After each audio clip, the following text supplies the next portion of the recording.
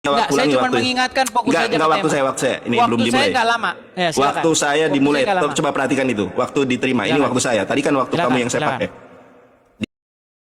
Di mute dulu, di mute, please. Teman-teman, kalau menyembah Yud-Heh-Vav-He ada perjanjiannya. Keluaran 24 ayat 1.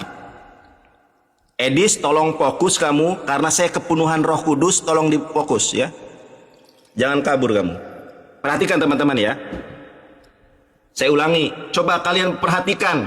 Ini adalah perjanjian antara Tuhan dengan Bani Israel.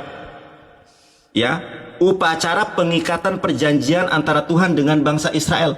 Saya tidak membahas kata menyembah, tetapi tunjukkan data kepada saya kalau Israel, kalau Musa pernah menyembah Roh Kudus. Karena di dalam Torah berbunyi kalau menyembah dan bersujud itu hanya kepada Yud-Heh-Vav-He. Ini ayatnya. Ve'el Mose amar aleh el Yahweh atah ve Aharon nada fa'afihu ve sib imizikne Israel. Coba perhatikan ini ayatnya. Vehistaha vite merahok, sujud dan menyembahlah kalian kepadaku dari jauh. Ada ayatnya.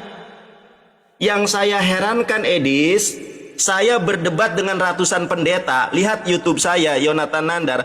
Kalah semua para pendeta.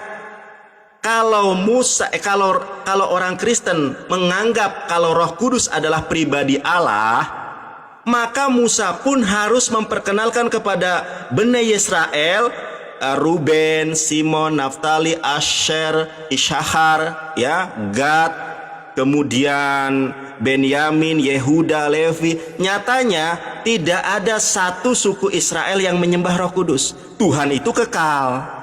Tuhan itu abadi. Kalau Roh Kudus Tuhan di dalam perjanjian baru, harusnya dia juga Tuhan di dalam Torah. Bingung?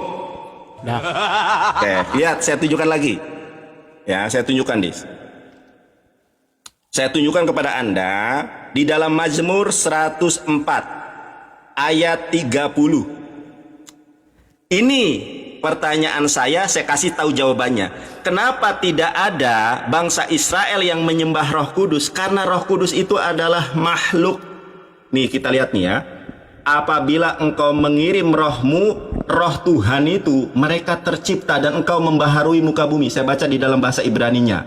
Tesalah ruahaha yebareun yud hades penai adamah. 1. Jadi kenapa tidak ada bangsa Israel yang nyembah Roh Kudus? Roh Kudus makhluk. Saya tunjukkan lagi kepada kamu.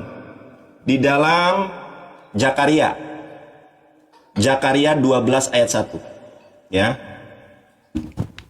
Ucapan ilahi firman Tuhan tentang Israel, demikianlah firman Tuhan yang membentangkan langit, yang meletakkan dasar bumi, dan yang menciptakan roh dalam diri manusia.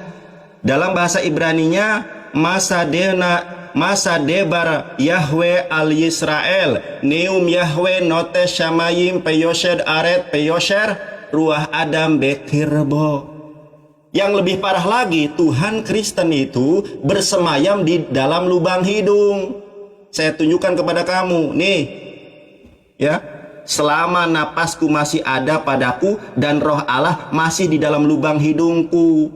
Jadi yang ada di lubang hidung itu bukan setan, tetapi Tuhannya Kristen. Jeder kamu. Kamu nggak malu ada setan di lubang hidung orang Muslim?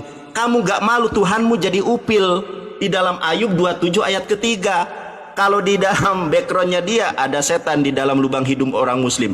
Ternyata Tuhanmu justru jadi upil di dalam Ayub 27 ayat ketiga.